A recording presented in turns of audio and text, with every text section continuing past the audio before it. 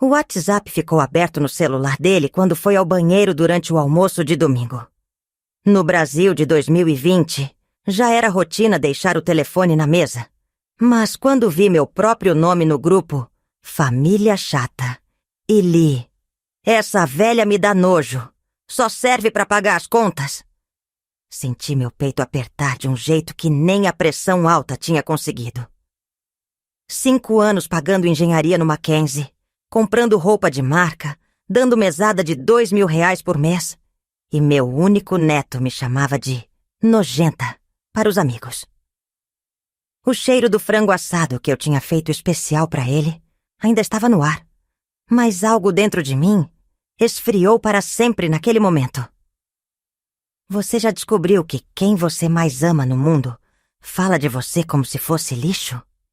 Que ri da sua cara enquanto conta seu dinheiro?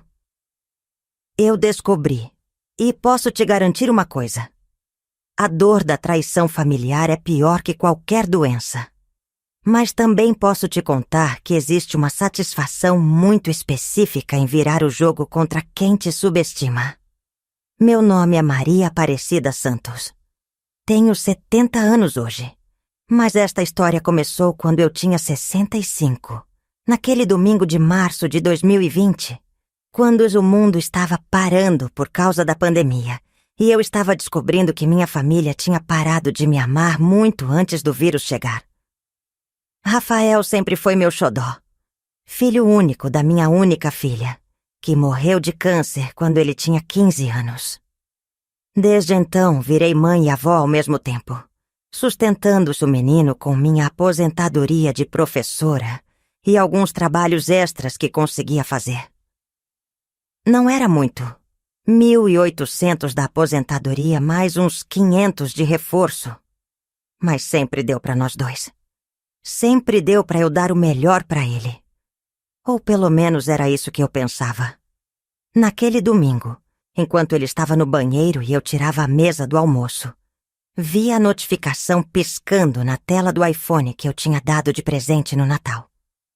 iPhone 11, verde, parcelado em 12 vezes no meu cartão. Não resisti a dar uma olhadinha, sabe como é, vó? Sempre preocupada se está tudo bem. O que vi naquela tela mudou minha vida para sempre. Família Chata. Esse era o nome do grupo onde ele falava de mim. Lá estava meu nome, seguido de uma série de risadas e comentários que me gelaram o sangue. Essa velha me dá nojo. Só serve para pagar as contas. Minha avó é um bagulho mesmo, mas enquanto ela bancar a faculdade... Vocês não sabem como é vergonhoso ter uma avó pobre na Mackenzie. Cada palavra era um tapa na cara. Cada risadinha dos amigos dele, uma facada no peito. Ali estava meu neto, meu único amor restante no mundo, transformando nossa história numa piada de mau gosto para impressionar os amiguinhos ricos da faculdade. O som da descarga do banheiro me trouxe de volta à realidade. Rapidamente, deixei o celular exatamente como estava e continuei arrumando a cozinha, fingindo normalidade. Mas por dentro, alguma coisa fundamental tinha se quebrado. A Maria Aparecida boba, generosa, que vivia para agradar o neto, tinha morrido naquele momento. E no lugar dela, estava nascendo outra pessoa. Uma pessoa muito mais perigosa. Durante 40 anos trabalhei como secretária na Escola Estadual Professor Mário Quintana, ali no Cambuí. Não era um cargo importante, sabe? Mas me deu algo que muita gente não imagina. Conhecimento profundo de como funciona o sistema educacional brasileiro. Documentos históricos, transferências, equivalências, procedimentos disciplinares. Eu conhecia tudo isso como a palma da minha mão. Na época, ninguém me dava muito valor. Era só a Dona Maria da secretaria. Aquela que carimbava papel e guardava arquivo. Mas eu prestava atenção em tudo. Via como funcionava a burocracia, como as regras podiam ser dobradas ou quebradas, como informações podiam aparecer ou desaparecer, dependendo de quem estava no comando. Aposentei em 2013, depois que minha filha morreu e eu precisei cuidar integralmente do Rafael. Naquela época, ele estava no 3º ano do ensino médio, revoltado com a perda da mãe e completamente perdido sobre o futuro. Eu me tornei sua âncora, sua única família, sua fonte de afeto e sustento. Em casa sempre fui a vó bobona que fazia tudo para agradá-lo. Acordava às 5 da manhã para fazer o café do jeito que ele gostava. Coado na hora, com açúcar mascavo que custava 3 vezes mais que o normal. Lavava, passava e dobrava a roupa dele como se fosse roupa de bebê. Fazia os pratos preferidos dele toda semana. Feijoada às quartas, macarrão à bolonhesa às sextas, lasanha aos domingos.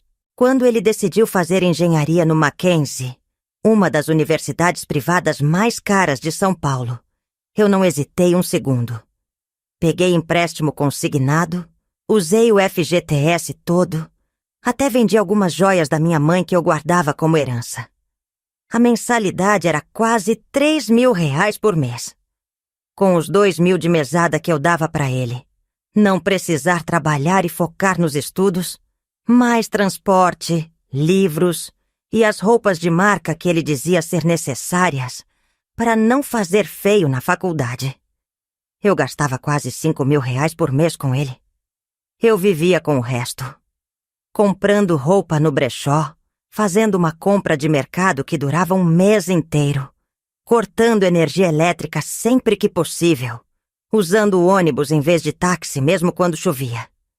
Mas tudo valia a pena pelo sorriso dele, quando conseguia alguma coisa nova, pelo abraço apertado que ele me dava quando chegava em casa com nota boa. Ou pelo menos era isso que eu pensava.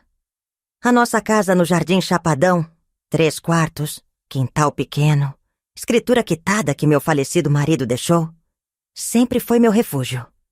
Rafael ficava com o quarto maior, que tinha ar-condicionado, mesa de computador nova e tudo mais que ele precisava. Eu ficava no menorzinho, mas nunca me incomodei.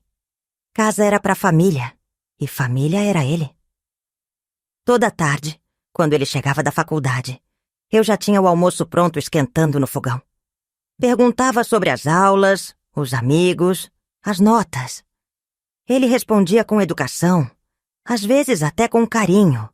Contava algumas coisas sobre os professores ou algum projeto. Eu ouvia tudo com atenção, orgulhosa de ter um neto universitário, futuro engenheiro. Nos finais de semana, ele às vezes trazia amigos em casa. Eu ficava feliz. Achava que era sinal de que ele não tinha vergonha de mim, de nossa vida simples. Preparava um lanchinho especial, comprava refrigerante bom, fazia questão de ser a avó acolhedora que recebe bem as visitas. Como eu era idiota. Os amigos vinham aqui e riam de mim pelas costas. Comentavam sobre a casa simples, sobre minhas roupas de vó, sobre como era constrangedor ter uma avó que não entendia de tecnologia. E o Rafael não só permitia como participava dessa humilhação. Durante 5 anos construí minha vida inteira em torno dele. Abri mão de viagens, de roupas novas, de pequenos luxos que uma aposentada poderia ter. Economizei em remédio, deixei de ir ao dentista. Usei óculos quebrados por meses para não gastar com um novo. Tudo para que ele tivesse a melhor educação possível, a melhor chance de futuro. E ele me via como um estorvo, como uma velha nojenta que só servia para pagar as contas.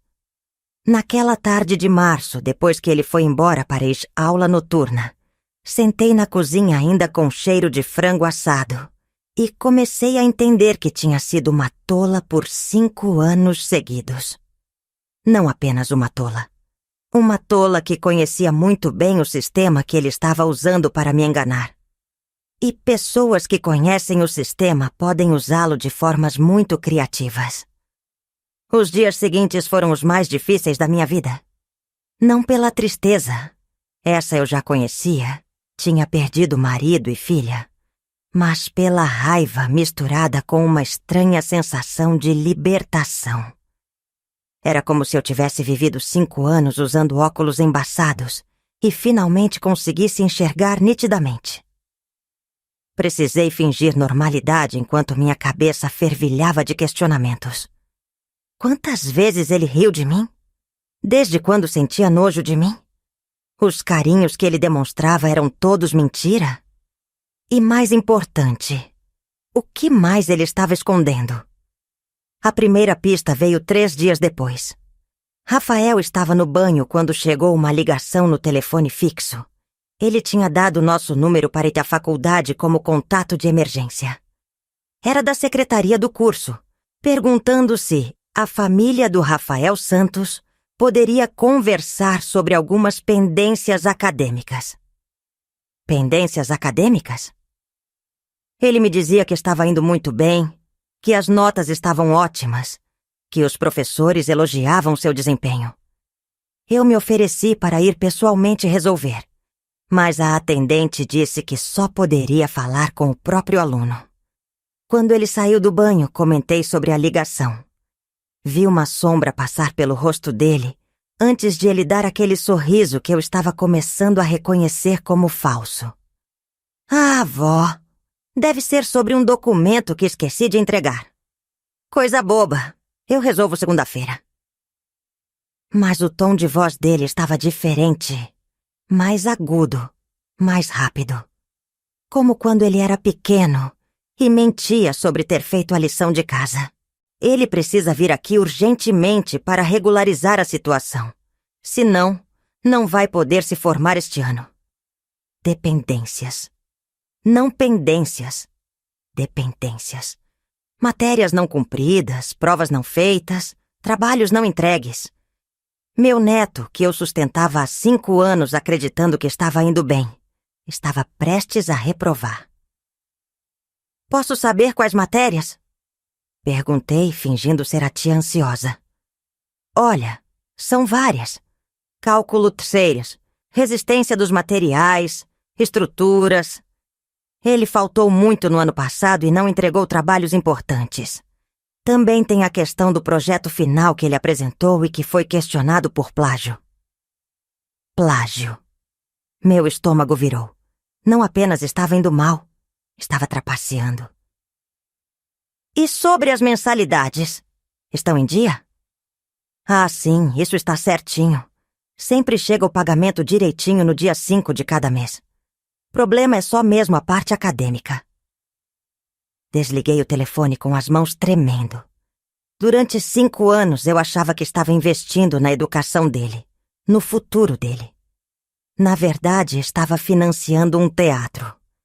Ele ia para essa faculdade, fazia de conta que estudava e voltava para casa para me contar mentiras sobre seu excelente desempenho. 5 anos de mentiras. 5 anos me tratando como idiota na minha própria cara. Mas sabe qual foi o momento que mudou tudo mesmo? Quando eu estava lavando a roupa dele naquela tarde e encontrei, no bolso da calça jeans, um papel amassado. Era um recibo de um site chamado Trabalhos Universitários Express. Um serviço que vendia trabalhos prontos para estudantes. Data de 2 semanas atrás. Valor: R$250. R$250 do meu dinheiro, da minha mesada de R$2.000 que eu dava para ele focar nos estudos, tinham sido usados para comprar um trabalho pronto, para fraudar a própria educação que eu estava pagando. Sentei na cama dele com aquele recibo na mão e senti uma calma estranha tomar conta de mim. Não era mais tristeza nem raiva. Era uma certeza fria, cristalina, de que alguma coisa precisava ser feita. 40 anos trabalhando em secretaria de escola me ensinaram uma coisa. Informação é poder. E eu estava prestes a descobrir muita informação sobre meu querido netinho. Guardei o recibo numa pasta que comecei naquele dia. Uma pasta que, nos próximos meses, se tornaria a prova de que Maria Aparecida Santos não era apenas uma vó boba que podia ser enganada para sempre. Era uma mulher que sabia exatamente como funciona o sistema educacional brasileiro e como usá-lo contra quem tentasse ser mais esperto que ela. Nos próximos 6 meses, me transformei numa espiã dentro da minha própria casa. A pandemia ajudou. Com as aulas online e todo mundo em casa, eu podia observar Rafael muito mais de perto, sem parecer suspeita. Afinal, eu era só a avó preocupada querendo garantir que ele estava acompanhando direitinho as aulas virtuais. A primeira coisa que descobri foi que ele mal assistia às aulas. Entrava na plataforma da faculdade, deixava o computador ligado e ia fazer outras coisas. Assistir Netflix, conversar no WhatsApp, jogar videogame com fone de ouvido. Quando eu perguntava como tinha sido a aula, ele inventava histórias elaboradas sobre o que o professor tinha ensinado. Como ex-secretária escolar, eu sabia que todas as plataformas de ensino online registram participação, tempo de permanência, interações, trabalhos entregues. Tudo fica gravado. Rafael não fazia ideia de que eu conhecia esses detalhes técnicos. Comecei a prestar atenção nos horários. Ele dizia que tinha aula das 8 às 10 da manhã, mas eu via que ele só ligava o computador às 9h40. Dizia que tinha trabalho em grupo às tardes, mas eu ouvia ele jogando online com os amigos. Cada mentira que eu catalogava mentalmente era mais uma prova do teatro que nossa vida tinha se tornado. O breakthrough veio quando descobri que ele deixava a conta do Google sempre logada no computador da sala. Uma tarde, enquanto ele dormia até tarde, como sempre fazia, resolvi usar a internet para ver umas receitas, como qualquer vó normal faria. Mas em vez de receitas, fui direto no histórico de navegação dele. O que encontrei me deixou sem palavras. Dezenas de sites de trabalhos prontos, fóruns onde estudantes compartilhavam respostas de provas, grupos do Telegram dedicados à ajuda acadêmica, que era claramente cola organizada. Havia até conversas com pessoas que vendiam diplomas falsos. Mais chocante ainda, descobri que ele estava planejando transferir os créditos que conseguiu fraudulentamente para outra faculdade, onde poderia terminar o curso mais fácil e depois fingir que sempre estudou lá. O plano era me contar que tinha decidido se transferir por melhores oportunidades, quando na verdade estava fugindo antes que descobrissem as trapaças na Mackenzie. Anotei tudo. Datas, sites visitados, valores pagos por trabalhos, nomes dos contatos que vendiam fraudes. Como boa secretária que sempre fui, criei um arquivo organizado com prints de tela e anotações detalhadas. Cada evidência datada e catalogada. Mas a descoberta que mais me machucou foi no WhatsApp dele. Descobri como acessar pelo computador. Minha neta de uma vizinha me ensinou dizendo que era para avós modernas ficarem conectadas. Rafael achou fofo eu querer aprender tecnologia. Se soubesse para que eu estava usando... O grupo Família Chata era só o começo. Havia outros grupos. Vó ATM, onde ele chamava a nossa casa de Caixa Eletrônico da Família. Engenharia Fake, onde trocava trabalhos prontos com outros estudantes. E o pior de todos, Herança Vista, onde ele e alguns primos distantes faziam piadas sobre a velha que não morre nunca e planejavam o que fariam com minha casa quando eu morresse. Eles tinham até calculado se o valor da casa no mercado imobiliário atual. R$350 mil. Faziam planos de vender rapidamente e dividir o dinheiro. Rafael chegou a comentar: espero que a véia não dure muito mais. Preciso desse dinheiro antes dos 30. Véia. Ele me chamava de véia. Seus primos riam. E eles estavam todos contando com minha morte como se fosse um investimento financeiro. Naquele momento, sentada na minha cozinha vendo aqueles grupos malditos, tomei uma decisão que mudaria tudo. Não era mais sobre descobrir a verdade. Agora eu tinha certeza absoluta de quem era meu neto realmente. Era sobre decidir o que fazer com esse conhecimento.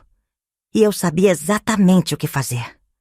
Quanto mais eu investigava, mais podre descobria que estava a situação. Não era apenas Rafael. Era todo um esquema que envolvia outros estudantes, alguns professores corruptos e até funcionários administrativos da faculdade. Com os 2.000 de mesada que eu dava para ele, não precisar trabalhar e focar nos estudos. Mais transporte, livros e as roupas de marca que ele dizia ser necessárias para não fazer feio na faculdade. Eu gastava quase R$ 5.000 por mês com ele. Eu vivia com o resto. Comprando roupa no brechó, fazendo uma compra de mercado que durava um mês inteiro, cortando energia elétrica sempre que possível, usando o ônibus em vez de táxi mesmo quando chovia. Mas tudo valia a pena pelo sorriso dele quando conseguia alguma coisa nova, pelo abraço apertado que ele me dava quando chegava em casa com nota boa. Ou pelo menos era isso que eu pensava. A nossa casa no Jardim Chapadão, 3 quartos, quintal pequeno, escritura quitada que meu falecido marido deixou, sempre foi meu refúgio. Rafael ficava com o quarto maior, que tinha ar-condicionado, mesa de computador nova e tudo mais que ele precisava. Eu ficava no menorzinho, mas nunca me incomodei. Casa era pra família, e família era ele. Toda tarde, quando ele chegava da faculdade, eu já tinha o almoço pronto esquentando no fogão. Perguntava sobre as aulas, os amigos, as notas. Ele respondia com educação, às vezes até com carinho. Contava algumas coisas sobre os professores ou algum projeto. Eu ouvia tudo com atenção, orgulhosa de ter um neto universitário, futuro engenheiro.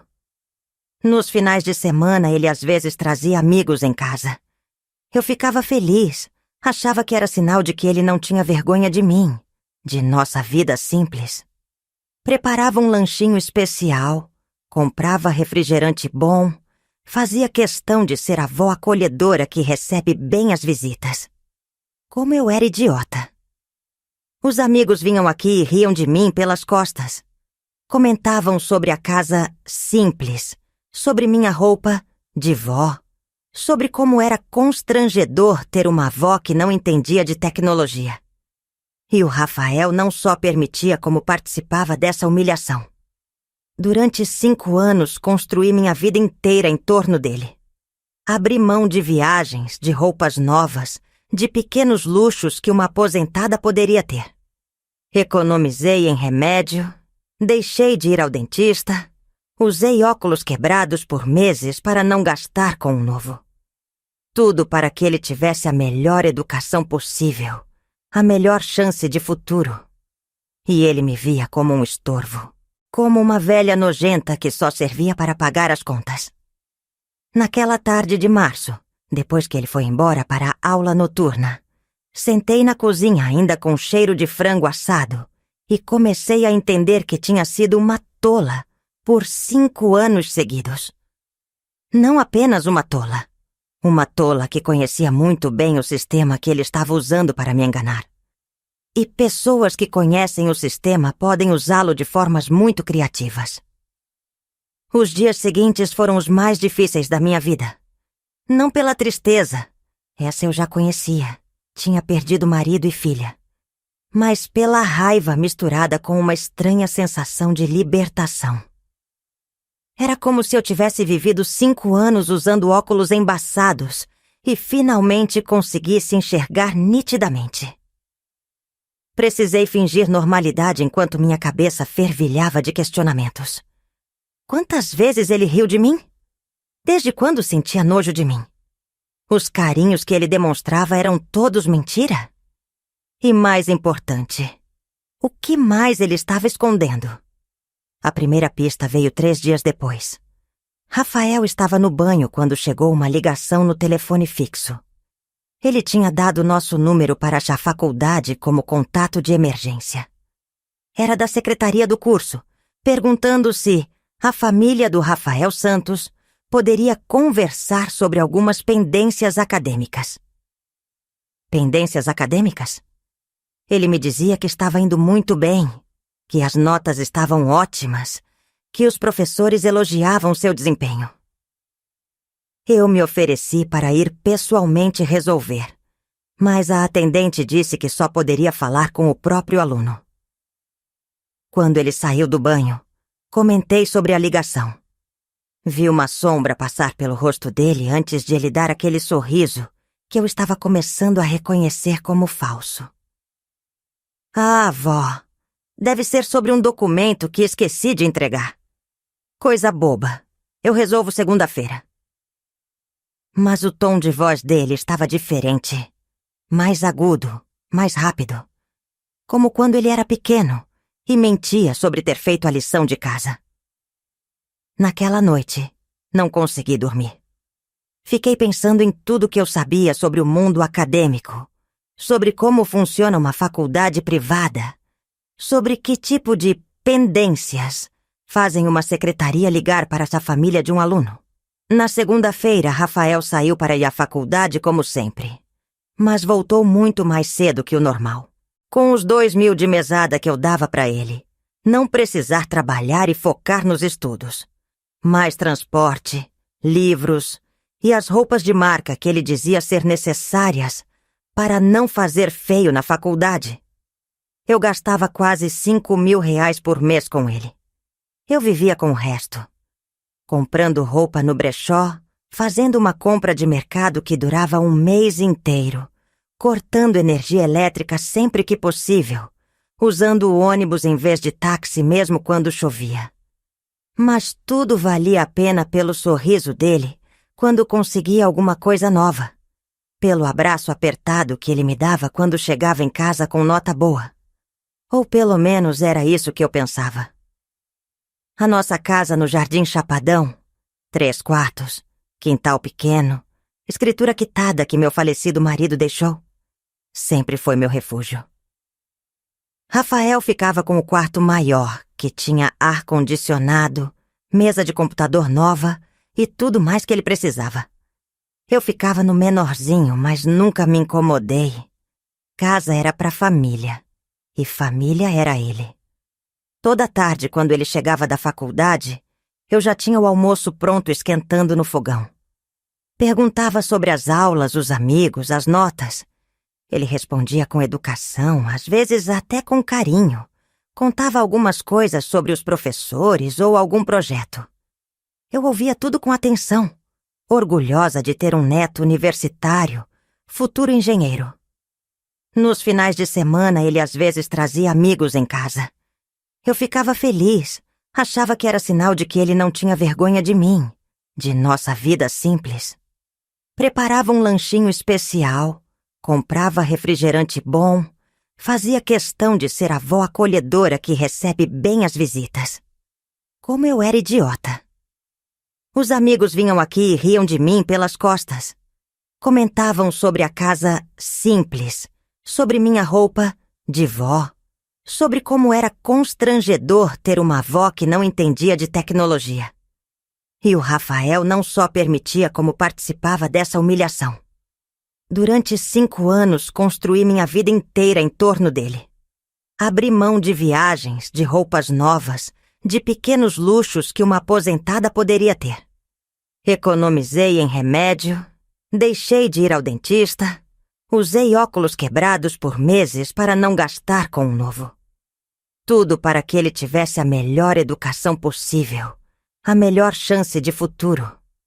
E ele me via como um estorvo, como uma velha nojenta que só servia para pagar as contas.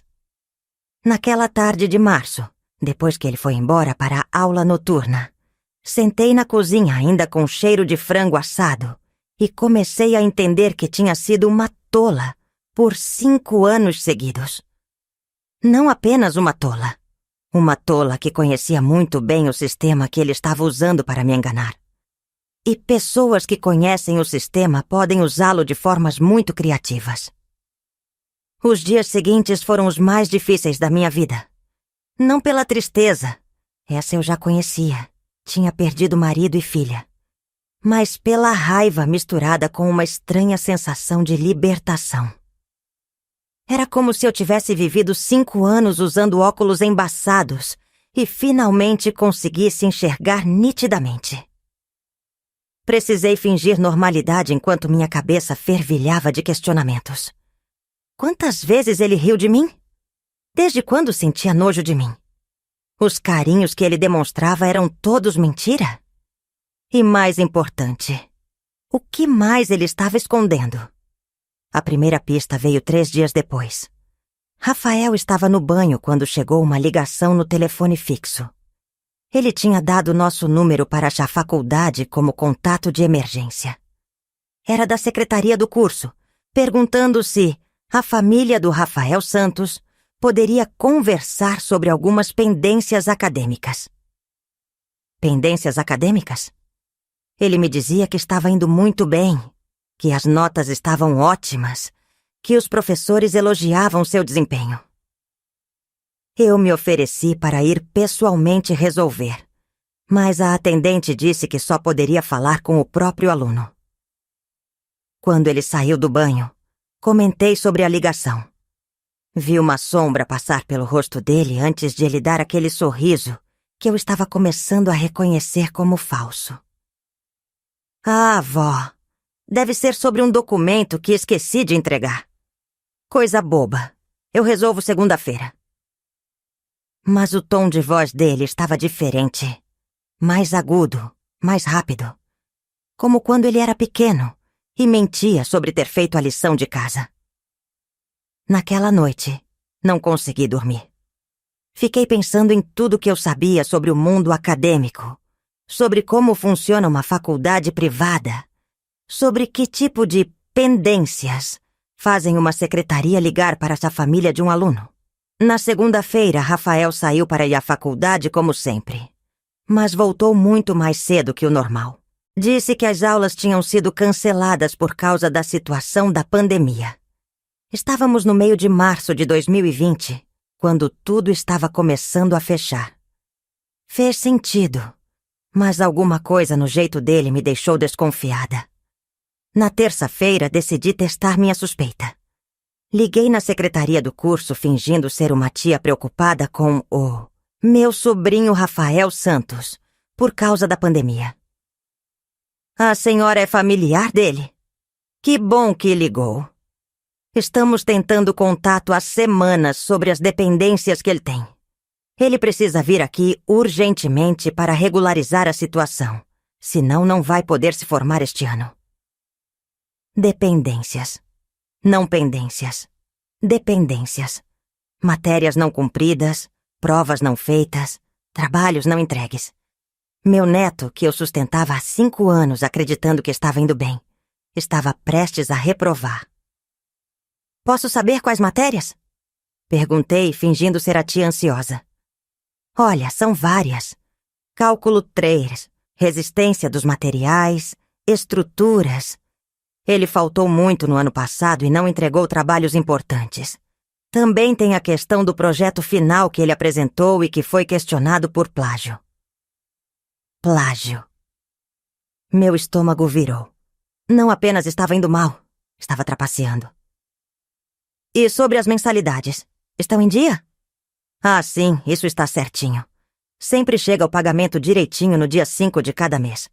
Problema é só mesmo a parte acadêmica. Desliguei o telefone com as mãos tremendo. Durante 5 anos eu achava que estava investindo na educação dele, no futuro dele. Na verdade, estava financiando um teatro. Ele ia para a faculdade, fazia de conta que estudava e voltava para casa para me contar mentiras sobre seu excelente desempenho. 5 anos de mentiras. 5 anos me tratando como idiota na minha própria cara. Mas sabe qual foi o momento que mudou tudo mesmo? Quando eu estava lavando a roupa dele naquela tarde e encontrei no bolso da calça jeans um papel amassado. Era um recibo de um site chamado Trabalhos Universitários Express. Um serviço que vendia trabalhos prontos para estudantes. Data de 2 semanas atrás. Valor: R$ 250. R$ 250 do meu dinheiro, da minha mesada de R$ 2.000 que eu dava para ele, focar nos estudos. Tinham sido usados para comprar um trabalho pronto, para fraudar a própria educação que eu estava pagando. Sentei na cama dele com aquele recibo na mão e senti uma calma estranha tomar conta de mim. Não era mais tristeza nem raiva. Era uma certeza fria, cristalina, de que alguma coisa precisava ser feita. 40 anos trabalhando em secretaria de escola me ensinaram uma coisa: informação é poder. E eu estava prestes a descobrir muita informação sobre meu querido netinho. Guardei o recibo numa pasta que comecei naquele dia. Uma pasta que nos próximos meses se tornaria a prova de que Maria Aparecida Santos não era apenas uma vó boba que podia ser enganada para sempre. Era uma mulher que sabia exatamente como funciona o sistema educacional brasileiro e como usá-lo contra quem tentasse ser mais esperto que ela. Nos próximos 6 meses, me transformei numa espiã dentro da minha própria casa. A pandemia ajudou. Com as aulas online e todo mundo em casa, eu podia observar Rafael muito mais de perto sem parecer suspeita. Afinal, eu era só a avó preocupada querendo garantir que ele estava acompanhando direitinho as aulas virtuais. A primeira coisa que descobri foi que ele mal assistia às aulas. Entrava na plataforma da faculdade, deixava o computador ligado e ia fazer outras coisas. Assistir Netflix, conversar no WhatsApp, jogar videogame com fone de ouvido. Quando eu perguntava como tinha sido a aula, ele inventava histórias elaboradas sobre o que o professor tinha ensinado. Como ex-secretária escolar, eu sabia que todas as plataformas de ensino online registram participação, tempo de permanência, interações, trabalhos entregues.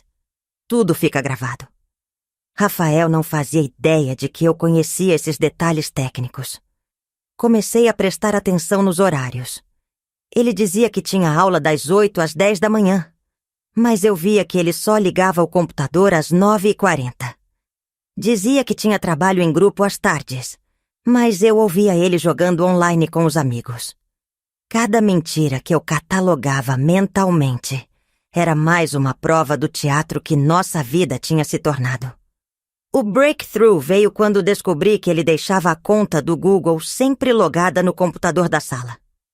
Uma tarde, enquanto ele dormia até tarde, como sempre fazia, resolvi usar a internet para ver umas receitas, como qualquer vó normal faria. Mas em vez de receitas, fui direto no histórico de navegação dele. O que encontrei me deixou sem palavras. Dezenas de sites de trabalhos prontos, fóruns onde estudantes compartilhavam respostas de provas, grupos do Telegram dedicados a ajuda acadêmica, que era claramente cola organizada. Havia até conversas com pessoas que vendiam diplomas falsos. Mais chocante ainda, descobri que ele estava planejando transferir os créditos que conseguiu fraudulentamente para outra faculdade, onde poderia terminar o curso mais fácil e depois fingir que sempre estudou lá. O plano era me contar que tinha decidido se transferir por melhores oportunidades, quando na verdade estava fugindo antes que descobrissem as trapaças na Mackenzie. Anotei tudo. Datas, sites visitados, valores pagos por trabalhos, nomes dos contatos que vendiam fraudes, colado o valor da casa no mercado imobiliário atual. R$ 350 mil. Faziam planos de vender rapidamente e dividir o dinheiro. Rafael chegou a comentar: "Espero que a véia não dure muito mais. Preciso desse dinheiro antes dos 30. Véia. Ele me chamava de véia. Seus primos riam, e eles estavam todos contando com minha morte como se fosse um investimento financeiro. Naquele momento, sentada na minha cozinha vendo aqueles grupos malditos, tomei uma decisão que mudaria tudo. Não era mais sobre descobrir a verdade. Agora eu tinha certeza absoluta de quem era meu neto realmente. Era sobre decidir o que fazer com esse conhecimento. E eu sabia exatamente o que fazer. Quanto mais eu investigava, mais podre descobria que estava a situação. Não era apenas Rafael. Era todo um esquema que envolvia outros estudantes, alguns professores corruptos e até funcionários administrativos da faculdade. Através dos grupos que ele participava, descobri que existia um verdadeiro mercado negro acadêmico. Trabalhos de formatura eram vendidos por até R$ 3.000. Provas antigas com gabarito custavam 500. Tinha gente vendendo relatórios de estágio falsificados, outros oferecendo tutoria especializada, que na verdade era fazer os trabalhos inteiros para os alunos. Rafael não era só vítima desse sistema, era um dos fornecedores. Descobri que ele vendia trabalhos que comprava de outras fontes, repassando com lucro para colegas mais desesperados. O dinheiro da mesada que eu dava para suas necessidades básicas estava financiando uma operação de fraude acadêmica. Mas o que mais me revoltou foi descobrir que alguns dos trabalhos que ele vendia eram plagiados de alunos genuínos, incluindo alguns que eu conhecia da época que trabalhava na secretaria. Ele estava literalmente roubando o mérito de estudantes honestos e vendendo como se fosse produção própria. O pior momento foi quando encontrei um trabalho de pesquisa sobre inclusão digital para idosos, que ele tinha apresentado como próprio e ganhado nota máxima. O trabalho original era de uma estudante de pedagogia que realmente pesquisava o tema, entrevistando idosos em asilos sobre suas dificuldades com tecnologia. Rafael pegou esse trabalho, mudou apenas algumas palavras e apresentou na matéria de engenharia social como se tivesse feito uma pesquisa original. A ironia era cruel. Ele estava lucrando academicamente com um estudo sobre a exclusão digital de pessoas como eu, enquanto me excluía da própria vida dele. Foi aí que entendi que não estava lidando com um jovem apenas mimado ou preguiçoso. Rafael era genuinamente desonesto. Não tinha problema moral em roubar trabalho dos outros, mentir para professores ou enganar a própria família. Toda a educação que tentei dar para ele, todos os valores que tentei transmitir, tinham sido completamente ignorados. Durante 40 anos na educação, vi muitos tipos de estudante. Os esforçados, os preguiçosos, os talentosos, os com dificuldade. Mas Rafael era uma categoria que sempre me entristecia profundamente. O estudante desonesto que achava que podia enganar o sistema indefinidamente. A diferença é que agora era pessoal.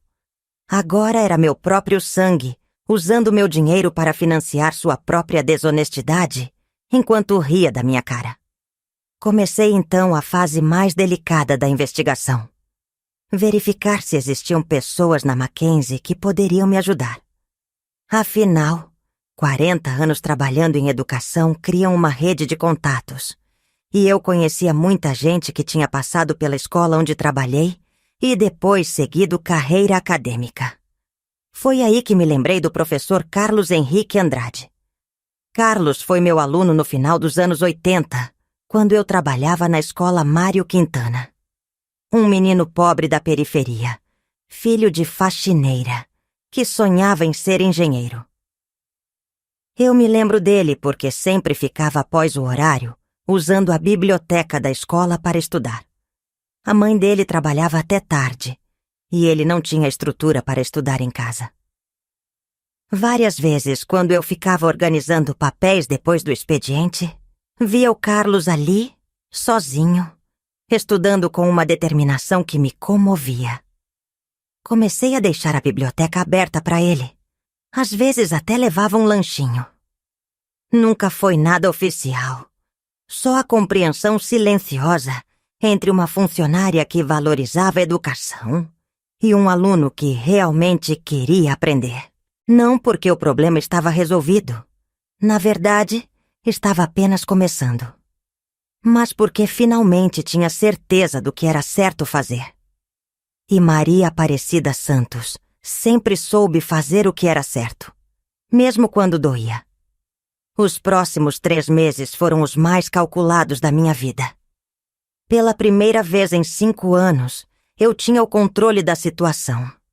Rafael apenas não sabia disso ainda. E essa sensação de poder, confesso, era quase viciante. O professor Carlos e eu estabelecemos um plano meticuloso. A investigação formal da faculdade precisava ser discreta e bem fundamentada, para não dar margem para recursos ou contestações. Isso significava coletar evidências irrefutáveis, documentar tudo adequadamente e esperar o momento certo para agir. Enquanto isso, eu teria que continuar fingindo ser avó boba e generosa, mantendo Rafael confiante o suficiente para continuar se entregando. A ironia era deliciosa. Pela primeira vez na vida, eu estava interpretando o papel de tola, enquanto era, na verdade, a pessoa mais esperta da casa. Comecei testando pequenas coisas para ver até onde ia a desonestidade dele. Numa tarde, comentei casualmente: "Rafa, amor, encontrei uns trabalhos velhos seus numa gaveta. Nossa, como você escreve bem. Tinha até um sobre inclusão digital que estava lindo." Ele nem piscou. "Ah, é, vó. Esse foi um que eu me dediquei muito. Fiz até entrevistas com pessoas idosas, sabe? Para entender melhor o problema." Entrevistas com pessoas idosas. Ele olhou diretamente para mim, uma pessoa idosa, e mentiu sobre ter feito entrevistas que nunca aconteceram, sobre um trabalho que ele havia roubado. A frieza necessária para essa mentira me mostrou que eu estava lidando com alguém muito mais perigoso do que imaginava. "Que interessante, Rafa. Você poderia me ensinar algumas coisas sobre tecnologia, então? Já que você pesquisou tanto sobre idosos e computadores." "Claro, vó. Qualquer hora a gente vê isso." Qualquer hora que nunca chegava, é claro. Mas agora eu sabia que ele era capaz de mentir olhando diretamente nos meus olhos, usando minha própria condição de idosa como tema para uma farsa acadêmica. Isso me deu a frieza emocional que eu precisava para o que estava planejando. Durante esse período, intensifiquei minha preocupação de vó com os estudos dele. Perguntava mais sobre as aulas, pedia para ver trabalhos, oferecia ajuda com pesquisas. Rafael interpretava isso como sinal de que eu estava cada vez mais orgulhosa dele, mais investida no sucesso acadêmico dele. Como ele estava enganado. Na verdade, cada pergunta era uma forma de coletar mais informações. Cada trabalho que ele me mostrava, eu pesquisava na internet para verificar se era original. Cada história sobre professores e colegas, eu checava com o professor Carlos. Estava construindo um dossiê completo sobre as atividades fraudulentas dele. O momento mais revelador veio quando ele me pediu um dinheirinho extra para comprar livros importantes para o TCC. R$ 500. Eu dei na hora, como sempre fazia, mas dessa vez rastreei para onde foi o dinheiro. Não foram livros. Foi para o Trabalhos Universitários Express, novamente. Ele estava comprando o projeto de conclusão de curso, o trabalho mais importante da graduação dele, com o dinheiro que eu dava pensando estar investindo na educação dele.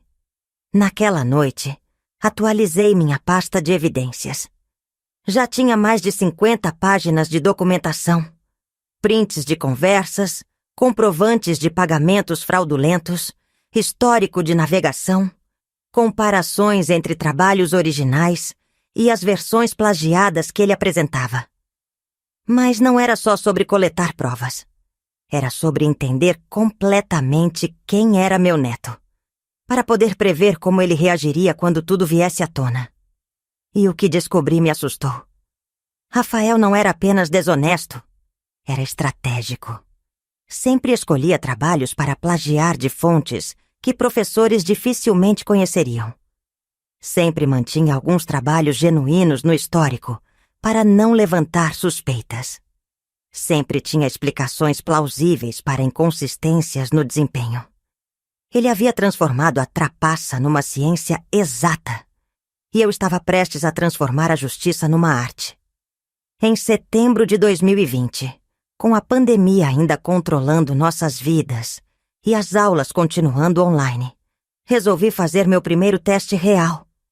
Queria ver até onde Rafael estava disposto a ir para manter as mentiras, e também queria confirmar algumas suspeitas sobre a extensão da rede de fraudes.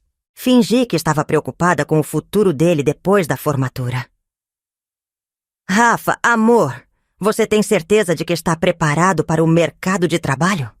Essas aulas online não prejudicaram seu aprendizado? Imagina, vó. Estou super preparado. Até meus professores comentam como meu desempenho melhorou durante a pandemia. Interessante. O professor Carlos havia me contado exatamente o oposto. Que Rafael mal participava das aulas virtuais e que sua performance tinha piorado drasticamente. Mais uma mentira para adicionar ao dossiê.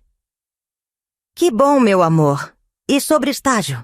Você não precisa fazer estágio obrigatório? Vi um lampejo de pânico passar pelos olhos dele, antes de ele recompor a expressão. Já estou resolvendo isso, vó. Tenho uns contatos que vão me ajudar. Contatos.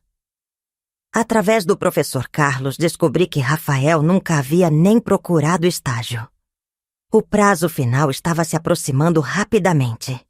E ele aparentemente achava que poderia dar um jeitinho na última hora.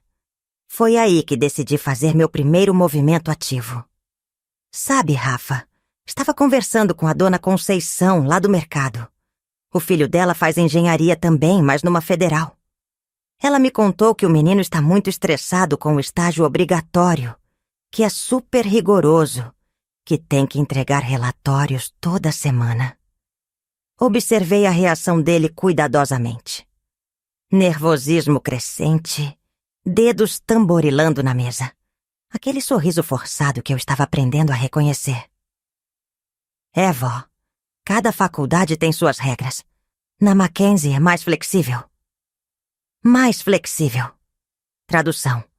Ele achava que poderia enrolar até conseguir um relatório de estágio falsificado, como havia visto nos grupos de WhatsApp. Ah, que sorte a sua então! E sobre o TCC? Como está indo? Muito bem. Estou escrevendo sobre sustentabilidade na construção civil. Tema super atual. Sustentabilidade na construção civil. Eu sabia exatamente qual trabalho ele havia comprado. Tinha visto a transação no cartão que eu pago. Um TCC pronto, originalmente escrito por um aluno de uma universidade do Paraná, em 2018, reformulado e vendido para múltiplos compradores. Que interessante, você poderia me explicar um pouco sobre o tema? Adoro quando você me ensina essas coisas. O que se seguiu foi 5 minutos de enrolação total. Conceitos vagos que qualquer pessoa poderia pesquisar no Google em 2 minutos. Informações superficiais que não demonstravam conhecimento real do assunto. Para alguém que supostamente estava escrevendo um trabalho de conclusão de curso sobre o tema, ele sabia surpreendentemente pouco. Mas o que mais me chamou a atenção foi a facilidade com que ele improvisava explicações. Rafael tinha talento real para convencer pessoas, para parecer conhecedor quando na verdade não sabia nada. Se tivesse aplicado essa habilidade para realmente estudar, poderia ter sido um excelente engenheiro. Em vez disso, escolheu usar essa inteligência para me enganar. Naquela semana, intensifiquei meu interesse pelos estudos dele. Pedi para ver rascunhos do TCC, ofereci ajuda com formatação, sugeri que ele apresentasse o trabalho para mim como treino para a chabanca final. Cada pedido meu aumentava o nervosismo dele. Começou a inventar desculpas. O trabalho estava no computador da faculdade, tinha senha especial. Não podia ser mostrado antes da entrega final. Mentiras cada vez mais elaboradas para esconder uma mentira inicial. Foi quando percebi que Rafael estava começando a suspeitar que eu suspeitava. Nada concreto, mas aquela tensão no ar que acontece quando duas pessoas estão jogando um jogo sem admitir que estão jogando. A diferença é que ele achava que estava ganhando. E eu sabia que já tinha ganhado. Em outubro, a situação ficou mais interessante. Rafael começou a demonstrar sinais de estresse real. Não conseguia mais fingir tranquilidade total. Os prazos da faculdade estavam se aproximando. E aparentemente nem todos os contatos dele estavam funcionando como esperado. Foi quando comecei a fase mais cruel do meu plano. Fingir preocupação genuína enquanto aumentava a pressão psicológica sobre ele. Rafa, você está meio abatido. Está tudo bem com a faculdade? Está tudo ótimo, vó. Só o estresse normal de final de curso. Imagino, meu amor. Deve ser muita pressão. Às vezes penso se não estou cobrando demais de você. Quer que eu pare de perguntar sobre os estudos? A pergunta o pegou desprevenido. Ele esperava pressão, mas não esperava que eu oferecesse o oposto. Não, vó. Pode perguntar, sim. Adoro conversar sobre isso com a senhora. Mentiroso, mas era exatamente a resposta que eu esperava. Rafael não podia admitir que preferia que eu não perguntasse sobre os estudos, porque isso levantaria suspeitas. Então ele se viu obrigado a pedir exatamente o que mais o aterrorizava. Meu interesse contínuo. Que bom! O rosto dele ficou pálido. A ideia de ter que fingir ser um engenheiro formado na frente de pessoas que realmente conheciam educação o apavorou. Vó, não precisa... Não quero dar trabalho. Trabalho nenhum. Posso até pedir para você fazer uma pequena apresentação sobre seu TCC. Tenho certeza de que todos vão ficar impressionados. Uma apresentação sobre o TCC. Sobre um trabalho que ele nem havia lido completamente, que havia comprado pronto de outra pessoa. A ideia de ter que explicar conceitos técnicos para pessoas que poderiam fazer perguntas específicas estava claramente o desesperando. Vó, deixa pra ver isso depois da formatura, né? Aprende a se virar com menos e eu economizo um pouco para essa festa de formatura. A reação foi imediata e reveladora. Não, vó. Por favor, não diminui a mesada agora. É justo agora que eu mais preciso. Material de estudo, xerox, essas coisas. Material de estudo. Xerox. Em plena pandemia, com tudo online. As desculpas estavam ficando cada vez mais patéticas. Tem razão, meu amor. Desculpa ter sugerido. Imagino que deve ser caro mesmo formar em engenharia. É, vó. Muito caro. O que era verdade? Estava sendo muito caro para mim. Mas não pelos motivos que ele alegava. Naquela noite, liguei para o professor Carlos para fazer nossa checagem semanal. O relatório dele confirmou minhas suspeitas. Rafael havia perdido prazo para entrega de documentos de estágio, estava com 3 matérias em situação irregular, e havia rumores de que ele estava tentando subornar um funcionário da secretaria para resolver algumas pendências. Dona Maria? Disse Carlos. O caso está praticamente montado. Temos evidências suficientes para abrir processo disciplinar. A senhora ainda tem certeza de que quer prosseguir? Olhei pela janela da cozinha, vendo Rafael no quintal falando ao telefone. Provavelmente mentindo para mais alguém, provavelmente fazendo mais algum esquema para evitar as consequências de 5 anos de desonestidade. Professor Carlos, tenho certeza absoluta. Mas quero esperar mais um pouco. Quero que ele chegue bem perto do final, que ache que conseguiu enganar todo mundo. Aí a queda vai ser mais educativa. A senhora é mais estratégica do que muitos professores que conheço. Ele disse, com uma mistura de admiração e preocupação na voz. 40 anos de educação me ensinaram que algumas lições só funcionam quando doem. E Rafael estava prestes a aprender a lição mais dolorosa da vida dele. Novembro de 2020 chegou com uma tensão palpável na casa. Rafael estava visivelmente nervoso, dormindo mal, comendo pouco. Os prazos finais da faculdade estavam se aproximando e, aparentemente, nem todos os esquemas dele estavam funcionando como planejado. Era exatamente onde eu queria que ele estivesse.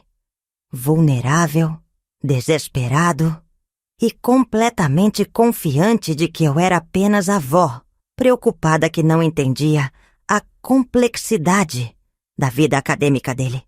O professor Carlos me informou que a coordenação havia decidido fazer uma revisão geral dos trabalhos de conclusão de curso daquele semestre, depois que alguns professores levantaram suspeitas sobre a qualidade suspeita de certas produções. Não era por causa do Rafael especificamente. Era uma medida preventiva geral. Mas significava que o TCC comprado dele seria analisado muito mais rigorosamente. Dona Maria, é provável que descubram o plágio mesmo sem nossa denúncia formal. A senhora quer esperar isso acontecer naturalmente? Não, professor Carlos. Quero que seja nossa denúncia. Quero que seja completa, documentada, irrefutável. Quero que fique claro que não foi sorte ou acaso. Foi investigação séria feita por pessoas que se importam com a integridade acadêmica. A verdade é que eu queria que Rafael soubesse que havia sido descoberto por mim. Queria que ele entendesse que a velha nojenta, que só servia para pagar contas, havia sido mais esperta que todos os esquemas dele. Durante aquelas 2 últimas semanas de novembro, implementei a fase final da minha estratégia. Fazer Rafael acreditar que estava prestes a conseguir. Rafa, amor, estou tão orgulhosa. Já estou até pensando no que vou falar no seu discurso de formatura. Discurso de formatura? Claro, quando chamarem a família para falar. Vou contar como você sempre foi dedicado, como estudava tanto, como eu me sacrifiquei para dar a melhor educação para você. Cada palavra era uma tortura para ele. A ideia de me ver falando sobre sua dedicação e esforço na frente de uma plateia que incluiria professores que conheciam a verdade o estava deixando em pânico total. Vó, nem sempre a família fala na formatura. Mas eles vão deixar eu falar. Vou insistir. Afinal, quem bancou essa educação fui eu, né? Tenho direito de falar sobre meu investimento. Meu investimento. As palavras saíram com uma frieza que até me surpreendeu. Rafael captou o tom e me olhou com uma expressão estranha, quase desconfiada. É claro, vó. E outra coisa, Rafa. Estou pensando em reformar a casa depois da sua formatura. Talvez vender e comprar um apartamento menor. Afinal, você vai ser engenheiro. Vai ter seu próprio dinheiro. Não vai mais precisar morar comigo. O pânico nos olhos dele foi delicioso de ver. Ele nunca havia considerado a possibilidade de ter que se sustentar sozinho. Em todos os planos dele nos grupos de WhatsApp, ele sempre assumiu que continuaria morando comigo e recebendo sustento até minha morte. Vó, não precisa ter pressa com isso. Posso continuar morando aqui, ajudando a senhora. Ajudando com o quê, meu amor? Você vai estar trabalhando, construindo sua carreira. E eu vou estar aproveitando minha aposentadoria sem ter que me preocupar em sustentar mais ninguém. A palavra sustentar caiu como uma bomba. Pela primeira vez, eu havia dito explicitamente que o sustentava. Não era mais um favor silencioso ou uma ajuda familiar. Era sustento, com todas as implicações financeiras e emocionais da palavra. Vó, eu sempre contribuí aqui em casa. Contribuiu com o quê, Rafa? Me explica aí como você contribuiu. Silêncio absoluto. Pela primeira vez em 5 anos, Rafael não conseguiu inventar uma resposta na hora. Eu ajudo com as coisas da casa. Que coisas? Você lava sua própria roupa? Cozinha? Limpa? Paga alguma conta? Me mostra aí sua contribuição. Estava sendo cruel, mas era uma crueldade cirúrgica. Queria que ele entendesse, antes do confronto final, que eu sabia exatamente qual era a dinâmica real da nossa relação. Vó, a senhora está estranha hoje. Falando umas coisas meio... Meio o quê, Rafa? Meio... sei lá. Diferente. Diferente. Ele estava começando a perceber que alguma coisa havia mudado, mas não conseguia identificar exatamente o quê. A vó Bobona ainda estava ali, fazendo as mesmas coisas de sempre. Mas havia uma frieza nova, uma precisão nas palavras que o deixava desconfortável. Não estou diferente, meu amor. Estou apenas sendo mais clara. Aos 70 anos, a gente aprende a falar as coisas como elas são. Naquela noite, finalizei todos os preparativos com o professor Carlos. A denúncia formal seria protocolada na segunda-feira seguinte. Todas as evidências organizadas, todas as irregularidades documentadas, todos os procedimentos legais respeitados. Dona Maria, a partir de segunda-feira, não há volta.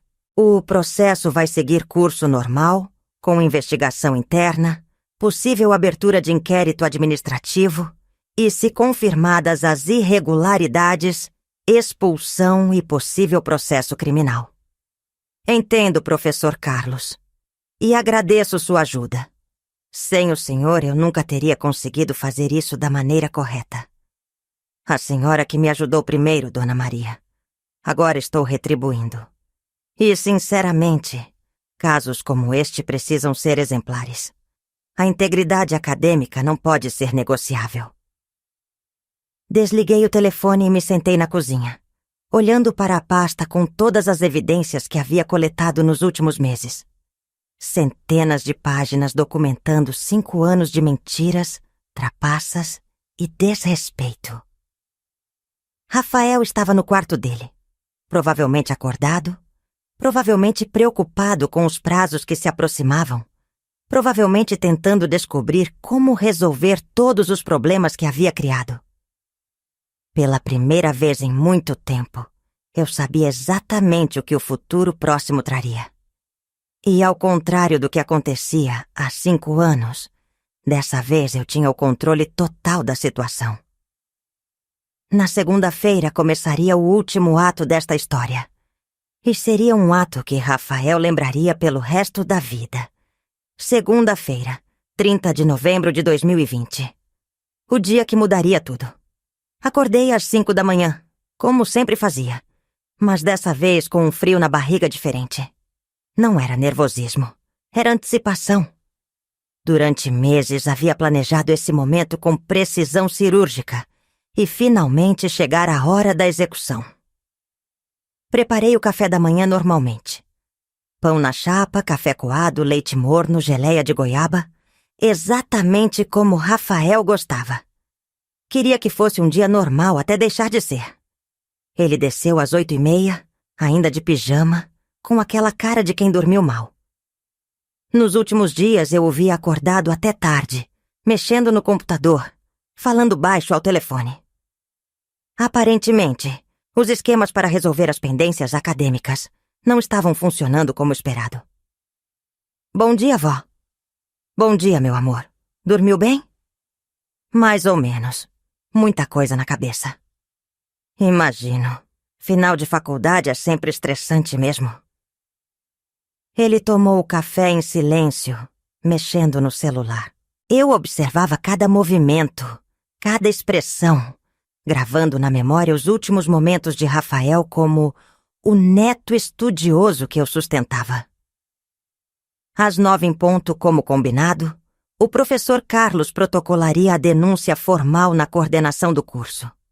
A partir desse momento, o processo disciplinar começaria a rolar, e seria apenas questão de tempo, até Rafael ser chamado para prestar esclarecimentos. Rafa, preciso sair hoje de manhã. Vou resolver umas coisas do banco. Tá bom, vó. Eu vou ficar aqui estudando mesmo. Estudando.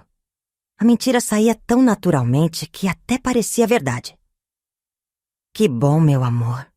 Ah, e outra coisa. Sua mensalidade da faculdade vence hoje, né? Vou aproveitar e pagar no banco. Vi uma sombra de alívio passar pelo rosto dele. Por mais contraditório que fosse, Rafael ainda esperava que eu continuasse pagando suas despesas, enquanto ele finalizava os esquemas para se formar fraudulentamente. Obrigado, vó. A senhora é demais. A senhora é demais. Se ele soubesse o quanto eu realmente era demais, provavelmente não agradeceria com tanta tranquilidade. Saí de casa às 10 horas, mas não fui ao banco. É um caso bastante documentado, disse o coordenador com evidente surpresa na voz. A senhora tem certeza de que todas essas informações são precisas? Professor, trabalhei 40 anos em secretaria escolar. Sei distinguir evidência de suposição. Tudo que está nessa pasta pode ser verificado independentemente. O professor Carlos complementou. Coordenador, eu mesmo verifiquei várias dessas informações.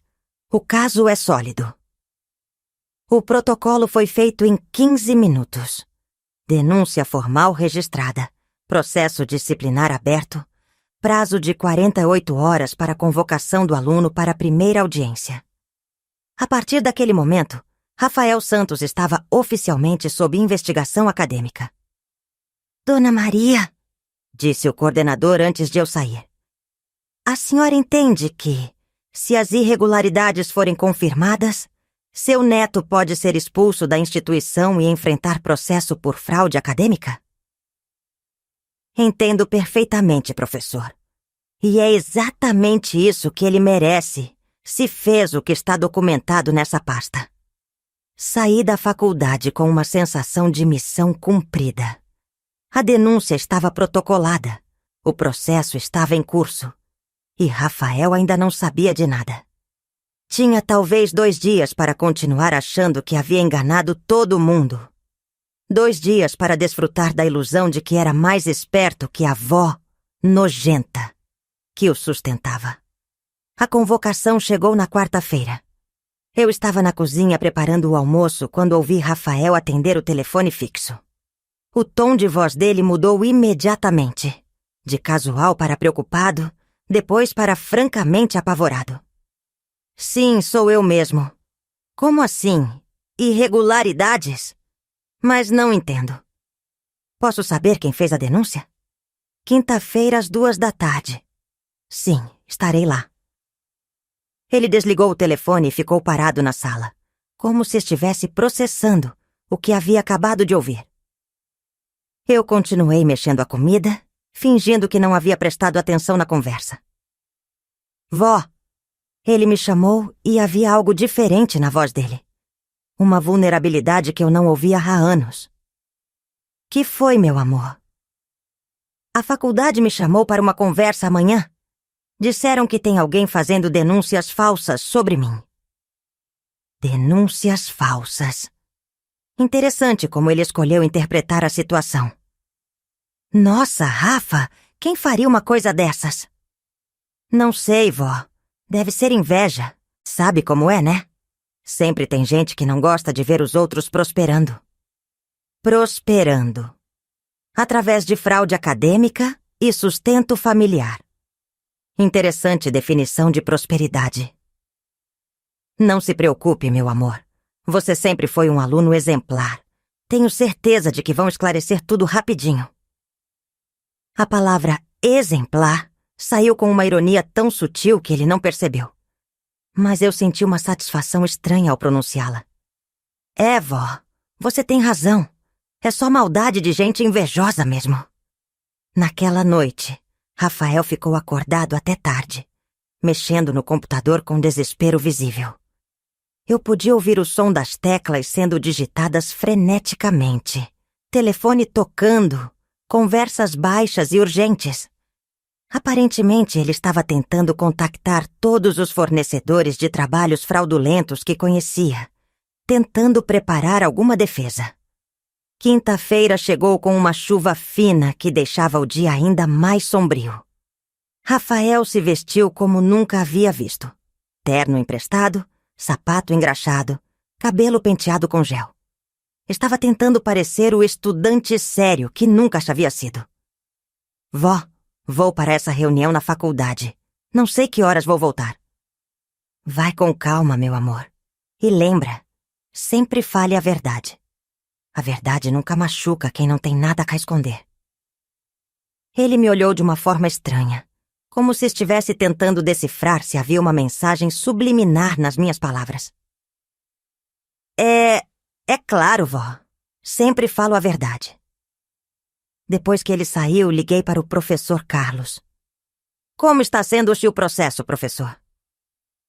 Dona Maria, é impressionante. Quando apresentamos as evidências que a senhora coletou, até a comissão disciplinar ficou chocada com a extensão da fraude.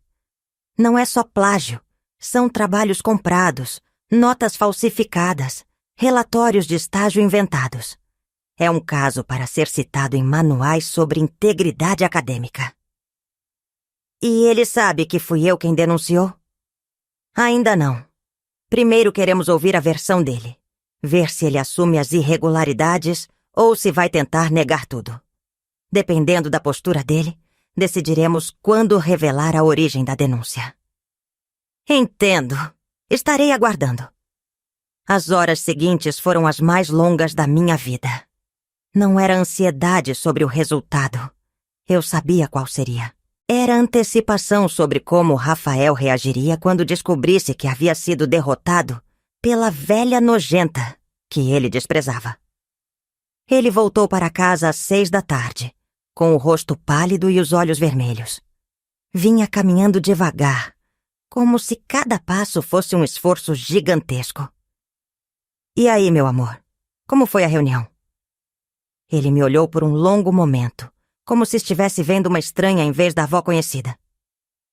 Vó, eles sabem de tudo. Sabem de quê, Rafa? De tudo, vó. Dos trabalhos, dos sites, de tudo. Pela primeira vez em 5 anos, Rafael estava me contando a verdade. E, ironicamente, era a verdade que ele menos queria contar. Não entendo, meu amor. Que trabalhos? Que sites? Vó, eu fiz algumas coisas erradas na faculdade. Comprei alguns trabalhos prontos, sabe? Não foi nada demais, mas eles estão fazendo um escândalo. Algumas coisas erradas. Não foi nada demais. Ainda tentando minimizar 5 anos de fraude sistemática. Rafa, você está me dizendo que gastou meu dinheiro comprando trabalhos em vez de estudar de verdade? O tom da minha voz mudou. Não era mais a avó compreensiva. Era uma mulher que acabara de descobrir uma traição. Vó, não foi bem assim. Eu estudava também. Só às vezes, quando estava muito apertado. Às vezes? Rafa, me olha nos olhos e me diz. Quantas vezes você comprou trabalho pronto com o dinheiro que eu te dava? Silêncio absoluto. Quantas vezes, Rafael? Ele nunca havia me ouvido gritar. Em 70 anos de vida, eu sempre fui a mulher calma, controlada, que resolvia tudo na conversa. O grito o assustou mais que qualquer coisa que havia acontecido na reunião da faculdade. Vó, foram várias vezes. Várias vezes. E você achava que eu nunca ia descobrir? Eu ia contar para minha senhora depois que me formasse. Ia contar o quê? Que me enganou por 5 anos? Que usou meu dinheiro para comprar diploma falso? Que me chamava de velha nojenta para os seus amigos? A última frase caiu como uma bomba nuclear. Rafael ficou branco como papel. Como a senhora sabe disso? Como eu sei, Rafa? Como eu sei que você me chama de véia nos grupos de WhatsApp? Como eu sei que você fica contando os dias para eu morrer, para pegar a herança? Como eu sei que você sente nojo de mim? Cada pergunta era uma estocada. Cada palavra que eu havia visto naqueles grupos malditos voltava para assombrá-lo. Vó, eu posso explicar. Explicar o quê? Que você é um mentiroso? Que é um trapaceiro? Que passou 5 anos da sua vida fingindo me amar enquanto ria da minha cara? Rafael começou a chorar. Não lágrimas de arrependimento. Lágrimas de desespero de quem foi pego em flagrante. Vó, me perdoa. Eu estava errado. Eu vou mudar. Perdoar? Rafa, você sabe quem fez a denúncia para a tua faculdade? Ele parou de chorar na hora. Quem? Eu. O silêncio que se seguiu foi o mais eloquente da nossa história familiar. Rafael me olhava como se estivesse vendo um fantasma. A avó boba que ele achava que havia enganado por 5 anos havia, na verdade, investigado, documentado e destruído metodicamente todos os esquemas dele. A senhora me denunciou? Denunciei sim, Rafa, com muito orgulho. Mas por quê? Sou seu neto. Exato, era meu neto. Era a pessoa que eu mais amava no mundo. Era por quem eu abria mão de tudo. E você transformou isso numa piada. Peguei a pasta que havia preparado meses atrás, uma cópia das evidências que entreguei para a faculdade, e coloquei na mesa da sala. Quer ver como foi que eu descobri tudo? Quer saber há quanto tempo eu sei que você é um mentiroso? Abri a pasta e comecei a mostrar, documento por documento, print por print, evidência por evidência. Os olhos dele iam se arregalando conforme percebia a extensão da investigação. Vó, isso é o quê, Rafa? Isso é a prova de que a velha nojenta que você desprezava era mais inteligente que todos os seus esquemas. Isso é a demonstração de que 40 anos trabalhando em educação me ensinaram exatamente como lidar com alunos desonestos. Mostrei os prints dos grupos de WhatsApp e um por um. Essa velha me dá nojo. Só serve para pagar as contas. Lembra de ter escrito isso? Vó? Minha avó é um bagulho mesmo, mas enquanto ela bancar a faculdade... Essa aqui também foi você, né? Vó, eu posso explicar. E essa aqui, do grupo Herança Vista. Espero que a véia não dure muito mais. Preciso desse dinheiro antes dos 30. Essa também precisa de explicação? Rafael desabou no sofá com as mãos no rosto. Vó, eu estava muito errado. Eu sei que estava errado. Errado? Rafa, você planejou minha morte como investimento financeiro. Você riu da minha cara por 5 anos. Você gastou meu dinheiro comprando fraudes acadêmicas. Isso não é estar errado. Isso é ser uma pessoa má. A palavra má ecoou pela sala. Era já a primeira vez que eu chamava Rafael de algo além de meu amor ou meu neto. E sabe o que mais me machucou? Não foi o dinheiro. Não foram nem as mentiras. Foi descobrir que o netinho que eu criei, que eu amei incondicionalmente, era capaz de sentir nojo de mim. Nojo, Rafa. De mim. Comecei a chorar. Não lágrimas de tristeza. Lágrimas de uma raiva que havia sido represada por meses. 50 anos de casamento, perdi meu marido. Criei minha filha sozinha. Perdi ela pro câncer. Sobrou você. Só você. E as consequências não eram só acadêmicas. Eram financeiras, familiares, existenciais. Vó, a senhora vai me expulsar de casa? Não vou te expulsar, mas não vou mais te sustentar. A partir de hoje, você vai ter que trabalhar para se sustentar. Vai ter que pagar suas próprias contas. Vai ter que crescer e virar um homem de verdade. Mas, vó, eu não sei fazer nada além de estudar. Você nunca estudou, Rafa. Agora vai ter que aprender a trabalhar de verdade. Peguei a pasta, guardei todos os documentos de volta e me dirigi para a cozinha. Ah, e outra coisa. Amanhã vou mudar meu testamento.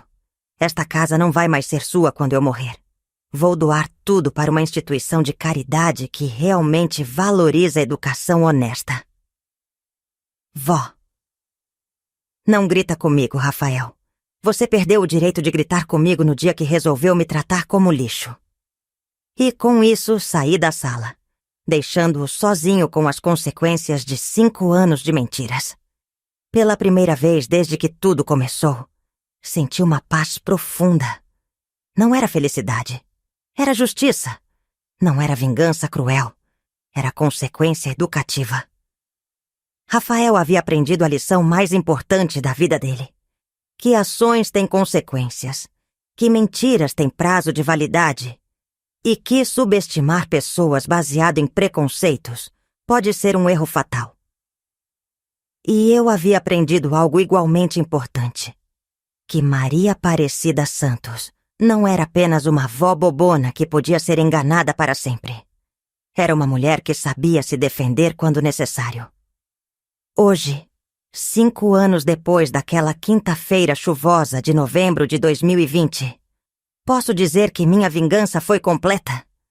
Mas também posso dizer que ela me custou muito mais do que imaginava quando comecei. Rafael foi expulso da Mackenzie 3 dias após nosso confronto. O processo disciplinar durou apenas 1 semana. As evidências que eu havia coletado eram tão extensas e irrefutáveis que nem ele tentou contestar. Simplesmente assumiu as irregularidades e assinou os papéis de desligamento voluntário para evitar que a expulsão constasse oficialmente no histórico dele. Não adiantou muito. A investigação revelou que o esquema de fraudes acadêmicas era maior do que qualquer um imaginava.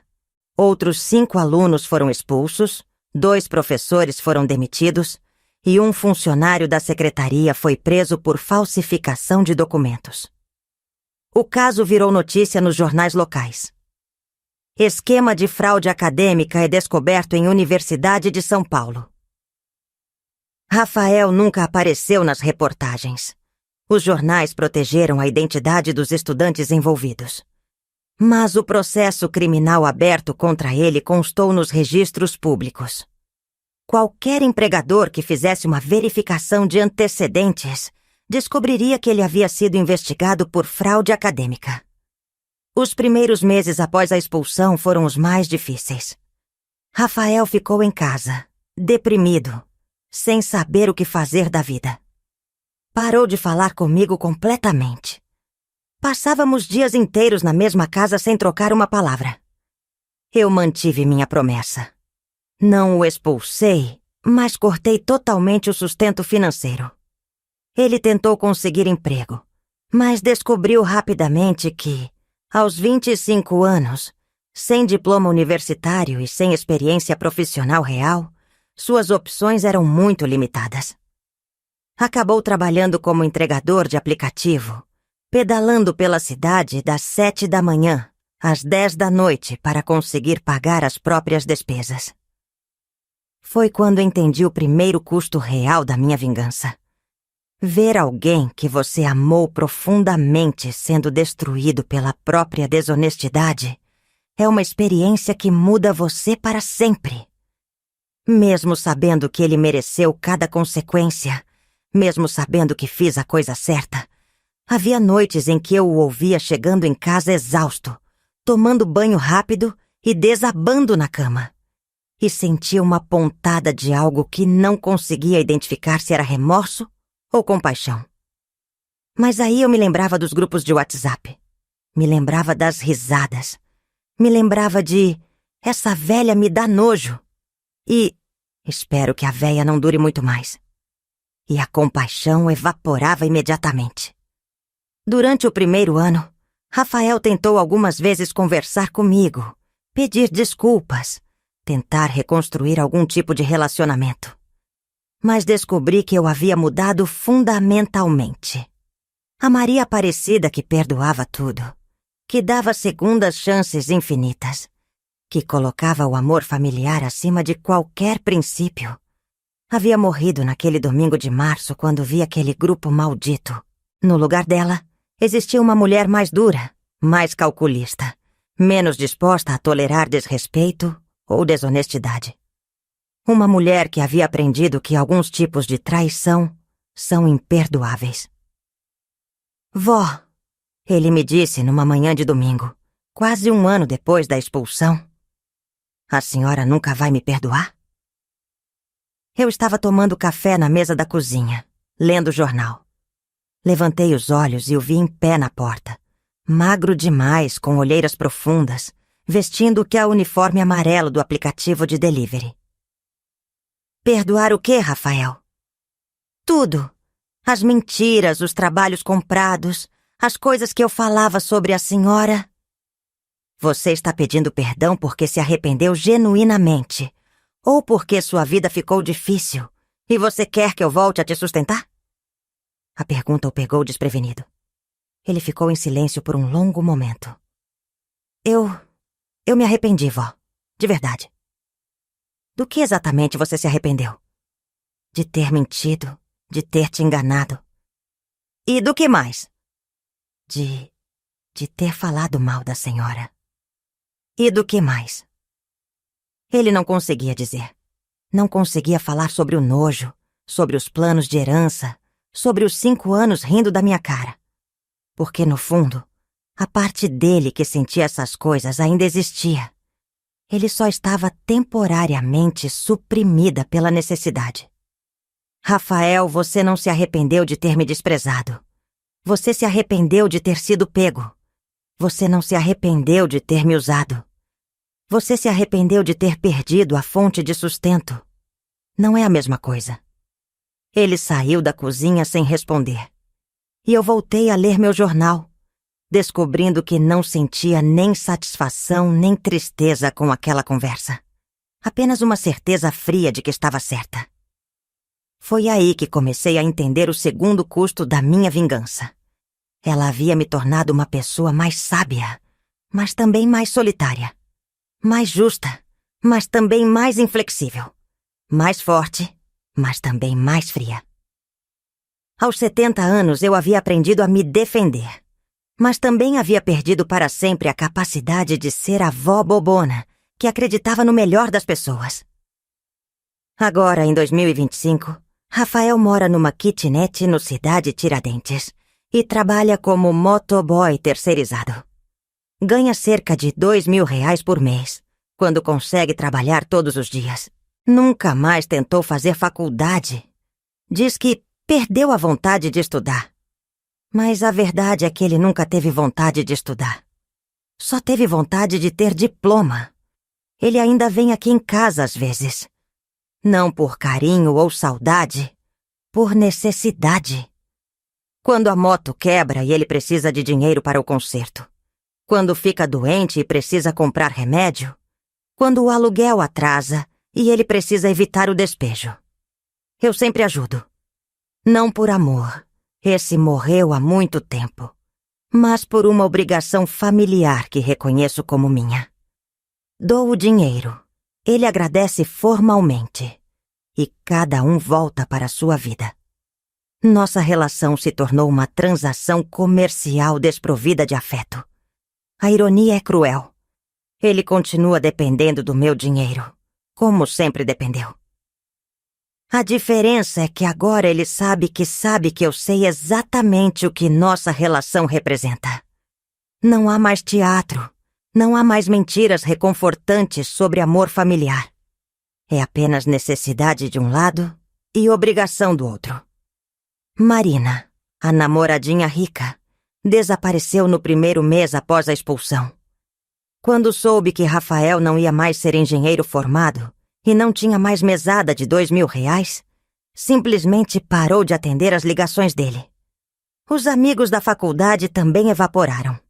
Aparentemente, a amizade era baseada no status que eles pensavam que ele tinha. O professor Carlos se aposentou no ano passado, mas ainda mantemos contato. Ele me contou que o caso Rafael se tornou um estudo de caso no curso de ética acadêmica que a Mackenzie passou a oferecer. A história é contada anonimamente, mas serve como exemplo de como fraudes sistemáticas podem ser descobertas E quais são as consequências reais da desonestidade acadêmica? Dona Maria, ele me disse na última vez que conversamos. A senhora salvou a integridade do curso. Depois do caso do seu neto, implementamos medidas de verificação muito mais rigorosas. Outros estudantes desonestos foram descobertos antes de se formar. Isso me dá uma satisfação estranha.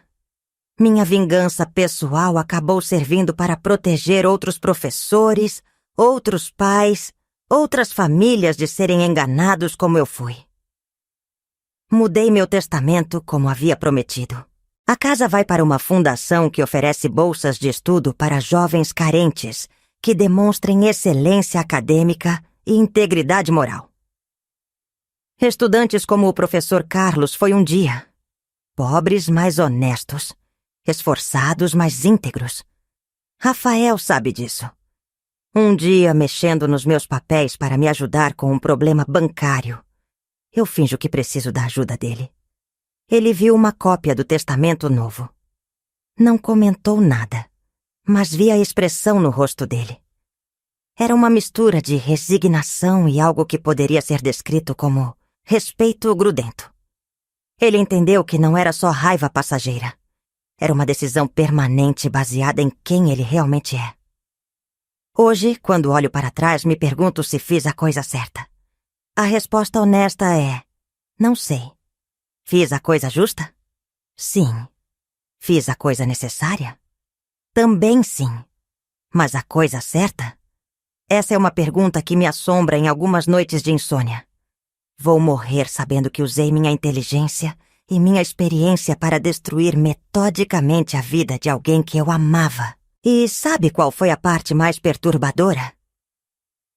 Eu entendi o que ele queria dizer. Algumas lições só podem ser aprendidas através da dor. Algumas pessoas só crescem quando são forçadas a enfrentar as consequências reais de suas escolhas. E algumas vezes, as pessoas que mais nos amam precisam ser aquelas que nos causam a dor necessária para crescermos. Rafael está se tornando um homem mais honesto, mais trabalhador, mais humilde. Não porque quis, mas porque foi obrigado pelas circunstâncias. Minha vingança, indiretamente, pode ter salvado o caráter dele. Mas isso não torna minha escolha menos sombria. Apenas a torna mais ambígua. Depois que ele saiu, fiquei pensando se deveria sentir orgulho, remorso, satisfação ou tristeza. A verdade é que senti todas essas coisas ao mesmo tempo. E talvez seja exatamente assim que deve ser. A vida raramente oferece finais limpos, conclusões morais claras ou resoluções emocionais satisfatórias. Oferece complexidade, ambiguidade e a necessidade de viver com as consequências de nossas escolhas, sejam elas certas ou erradas. Eu escolhi a justiça. Rafael escolheu as consequências. E ambos teremos que viver com o resultado dessas escolhas pelo resto de nossas vidas. Essa é a verdadeira vingança. Não a destruição do outro, mas a transformação irreversível de ambos. E agora, depois de contar toda essa história, posso finalmente fechar esse capítulo da minha vida. Não porque me arrependi, não porque perdoei, mas porque entendi que algumas histórias não têm final feliz, têm apenas final justo.